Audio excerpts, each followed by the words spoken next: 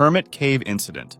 It was April 5, 1999, when 21-year-old Robert Kennedy from Oklahoma set out on what was supposed to be a normal overnight camping trip near Hermit Cave. He was accompanied by two others, his stepbrother Richard and their mutual friend Ben. During the night, they gathered around a campfire and discussed the nearby cave, sharing legends and stories about its mysterious reputation. The next morning, as they were packing up to head home, their curiosity about the cave got the better of them. The cave was largely unmapped, adding an air of intrigue, so Robert proposed a quick exploration. Ben, however, had to leave early for work, so he headed back home, leaving Robert and Richard to decide for themselves. Robert and Richard entered the cave through its relatively large main entrance without much difficulty. Inside, Robert spotted one of the rumored side passages they had been talking about and decided to explore it. The narrow passage was too tight for more than one person, so Richard decided to wait outside the cave. Robert promised not to go too deep and assured Richard he'd be back soon. As Robert crawled forward, he encountered a section of the cave that was about 150 feet long and full of tight curves, making progress challenging. The real trouble began when he reached a particular point, called the Keyhole Formation. This section was especially dangerous because it was impossible to exit legs, first once passed. Unaware of this, Robert continued forward, but when the passage narrowed even further, he decided it was time to turn back. Returning to the Keyhole Formation, Robert realized something terrible. He couldn't pass through it feet first. His only option was to move forward through the even tighter crevice, hoping the cave would widen enough beyond it for him to turn around. What he didn't know was that the crevice sloped downward at a 30-degree angle. Exhausted, Robert squeezed through the space, exhaling all the air from his lungs just to fit. After several pushes, he reached a horrifying realization. He was stuck. Gravity was working against him, and every attempt to move only worsened his situation. Desperate, Robert began yelling for help, but Richard, waiting outside the cave, couldn't hear him. Worried after some time, Richard ventured into the cave by himself, though he had no flashlight because Robert had taken the only one. Crawling in complete darkness, Richard called out for Robert, who immediately yelled back, letting him know he was trapped and struggling to breathe. Realizing he couldn't reach his stepbrother in the pitch black, Richard left the cave to call for help, and about an hour later, a team of 10 rescuers arrived and began assessing the situation. The primary problem was Robert's location. He was trapped in an extremely deep area, approximately 150 feet from the cave's main entrance. This meant that drilling a shaft from above wasn't an option, so the only way to reach him was through the inside of the cave. The rescuers themselves began experiencing breathing difficulties due to the tight space, so they installed a ventilation system to pump warm air into the passages. Only one rescuer could work at a time due to the cave's tightness, and armed with manual tools, they began trying to widen the keyhole formation. However, the lack of space severely limited their maneuverability, and time was running out. Robert's breathing became more difficult, and he eventually stopped cooperating, making faint gurgling sounds, a sign of potential suffocation. After hours of effort, the rescuers managed to excavate through the keyhole formation and reach Robert's feet. Though unconscious, they felt a faint pulse, which gave them enough hope to try to get him out as quickly as possible. They immediately tried to pull him free, but unfortunately, the attempt failed. A pulley system was considered, but the cave's limestone and gypsum walls were too fragile to support the tension. With no other options, they continued digging around his body, which took an additional hour. When they finally freed Robert, they rushed him outside, where paramedics were waiting. Tragically, it was too late. After 5 hours of relentless rescue operations, Robert Kennedy was pronounced dead.